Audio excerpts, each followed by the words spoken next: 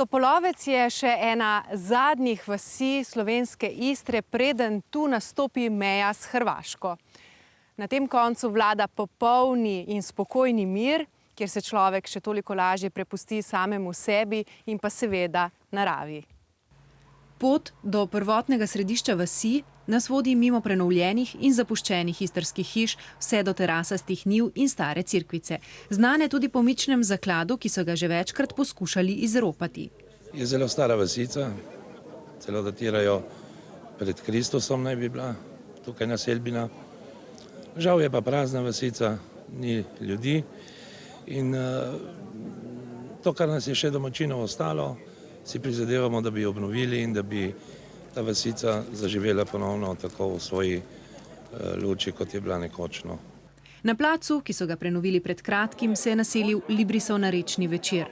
Istrsko ljudsko izročilo je po zaslugi etnologinje iz Nove vasi sedaj raziskano. Pa tudi nekatere umetnike, glasbenike, recimo, da so potem te pesmi prirejali in tako gre, bom rekla, ta duh, ki ga ima ta ljudska pesem na razne načine, v razne umetnosti in se zopet, bom rekla, oplaja današnje ljudi, ki živijo v Istri. Pestrega dogajanja se spominjajo tudi tisti, ki od tu izvirajo in se po tolikih letih vračajo k koreninam. Je bilo dejstvo, da jih je včasih živelo 350-400 v Topolovcu in zdaj na žalost jih je 6, ki so redno v Topolovcu. Se pravi, se je spraznilo popolnoma. In počasi se, vidim, življenje vrača. Čeprav smo tako oddaljeni, ampak je v bistvu vseeno lepo, se živimo vsi pa skupaj kot ena družina.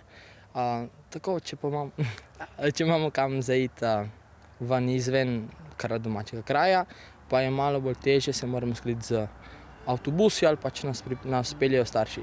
Topolovec se lahko pohvali celo z Rusi, ki so vas odkrili in si tu ustvarili prekrasen dom. Domačini pa še naprej gojijo svoje načrte.